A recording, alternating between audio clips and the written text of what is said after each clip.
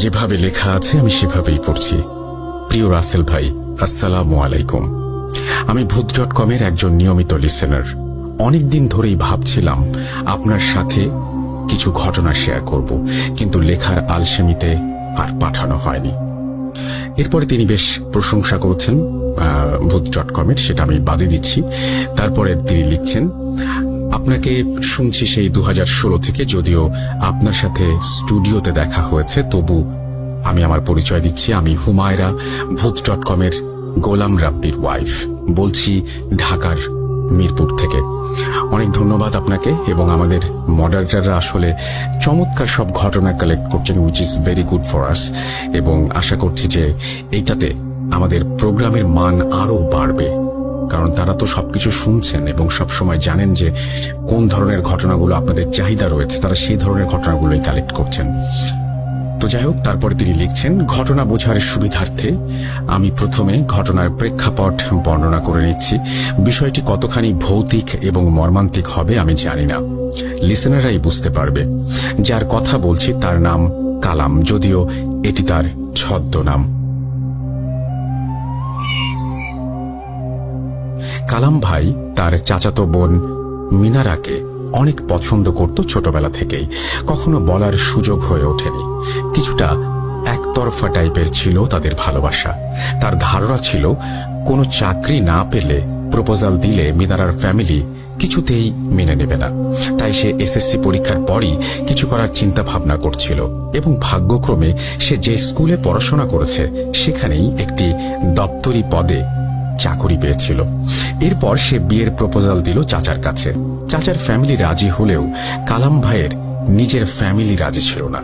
অনেক কষ্টে যখন ম্যানেজ করলো, তখন তারা কালাম ভাইকে একটা শর্ত জুড়ে দিল যে তুমি বিয়ে করতে পারো, কিন্তু তুমি আমার ঘরে থাকতে পারবে না।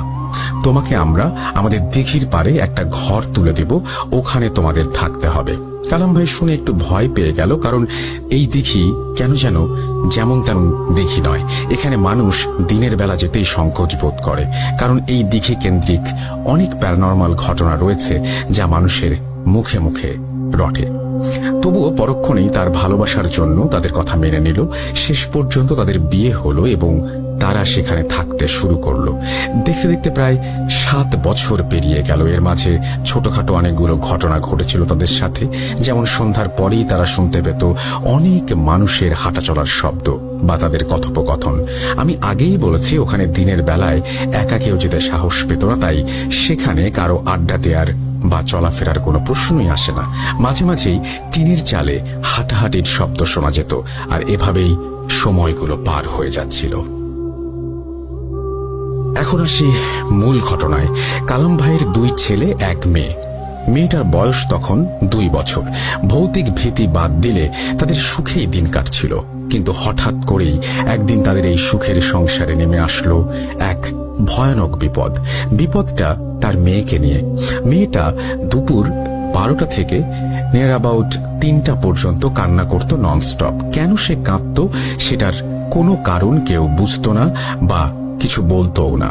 মাঝে একটু বলে রাখি, ওকে সহজে ট্রেস করার জন্য কোমরে ঘন্টা পরিয়ে দেয়া হয়েছিল, যেন ঘন্টার টুংটাং শব্দে কোথায় আছে তা বুঝতে পারে। যাই হোক, এভাবে কিছুদিন চলার পর কালাম ভাই তার মেয়েকে নিরুপায় হয়ে প্রথমে ডাক্তারের কাছে নিয়ে যায়। ডাক্তার কিছু উপদেশ এবং ঔষধ দিয়েছিলেন যা মেয়েটার ক্ষেত্রে কোনো কাজে আসেনি। সে প্রতিদিন কেঁদেই যাচ্ছে শুধু ওই সময়টাতে। এরপর একজন মসজিদের ইমামের শরণাপন্ন হন। হুজুর মেয়েটিকে দেখলেন এবং বললেন, আজকে তোমরা যাও, কাল আমি তোমাদের বাসায় এসে বলবো কি হয়েছে এবং নেক্সট তোমাদের কি করতে হবে। পরদিন হুজুর তার কথা মতো কালাম ভাইয়ের বাড়িতে আসলেন।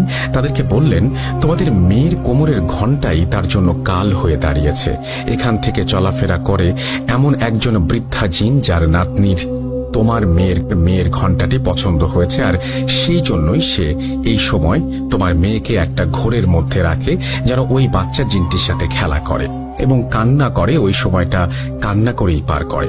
মূলত সে চোখ বন্ধ করে কান্নার মতো শব্দ করছে, কিন্তু লক্ষ্য করবে ওর চোখে পানি নেই এক ফোঁটাও, এবং এরকম ঘোরের মধ্যে সে থাকে। সে ঘন্টা এবং তোমার মেয়েকে নিয়ে যেতে চায়।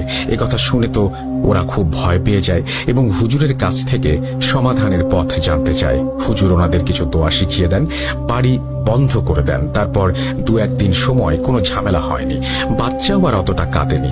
5ম দিন পরিস্থিতি স্বাভাবিক হলে কালাম ভাইয়ের বউ কাপড় ধুতে সেই দিঘির ঘাটে যাচ্ছিলেন। হঠাৎ দূর থেকেই দেখতে পেলেন ঘাটে একটা বৃদ্ধা মহিলা এবং তার কোলে তার নিজের মেয়ে। সে এই দৃশ্য দেখে কিছু সময়ের জন্য ফ্রিজ হয়ে যান এবং ওইখানেই দাঁড়িয়ে থাকেন। যখন তার চেতন আসে তখন উনি দেখতে পান ওই বৃদ্ধা মহিলা তার মেয়েকে নিয়ে দিঘির পানিতে নেমে যাচ্ছে এবং ওনার দিকে তাকিয়ে একটা রহস্যময় হাসি দিচ্ছে। উনি দৌড়ে যান ওই মেয়ের নাম ধরে ডাকতে ডাকতে, কিন্তু ততক্ষণে সব শেষ। ওনার হঠাৎ মনে পড়ে মেয়েকে তো বিছানায় ঘুম পাড়িয়ে গিয়েছিলাম। তাই তিনি দৌড়ে ঘরে গেলেন, দেখতে পান মেয়েটি ঘরে ঘুমিয়ে আছে। মেয়েকে দেখে উনি কান্নায় ভেঙে পড়েন আর ভাবতে থাকেন এটা কি উনি দেখলেন। তারপর রাতে যখন ওনার স্বামী বাড়ি ফেরেন তখন সব ঘটনা খুলে বলেন আর বলেন হুজুরের কাছে সব ঘটনা জানানো উচিত। কালাম ভাই বলেন কাল সকালে আমরা হুজুরের কাছে আবার যাব, কিন্তু পরের দিন কিছু কাজ থাকায় হুজুরের কাছে যাওয়ার কথা বেমালুম ভুলে যান তারা। ওই দিনে আর কোনো সমস্যা হয়নি, তবে ঘটনা ঘটে তার পরের দিন। সেই দুপুর 12টার দিকে কালাম ভাইয়ের বউ রান্না করছিলেন মেয়েকে পাশে নিয়ে। হঠাৎ উনি খেয়াল করেন ওনার মেয়ে ওনার পাশে নেই। উঠে চারিদিকে খোঁজাখুঁজি শুরু করেন উনি নিজে এবং ওনার ছোট ছেলেকে নিয়ে, আর বড় ছেলেকে পাঠালো স্কুল থেকে কালাম ভাইকে ডাকার জন্য। এরকম খোঁজাখুঁজি চলে প্রায় 1.5 থেকে 2 ঘন্টা। কালাম ভাই এসে দিঘির ঘাটে এবং অন্যান্য সন্দেহজনক স্থানগুলোতে খুঁজতে শুরু করে। এরই মধ্যে সবার যে সন্দেহ ছিল সেটাই সত্যি হলো। দেখলেন দিঘির ঘাটে ওই মেয়েটির লাশ ভেসে উঠেছে, ছোট্ট 2 বছরের মেয়ের লাশ। দৃশ্যটা কতটা ভয়ঙ্কর এবং কষ্টের সেটা বলে বোঝাতে পারবো না। কথাগুলো লিখতে লিখতে কিছুটা ইমোশনাল হয়ে যাচ্ছে এই মুহূর্তে। ভাবুন তো, যাদের ছোট বাচ্চা আছে তাদের নিজেদের আদরের বাবুটার কথা, কতটা কষ্টের এই দৃশ্য।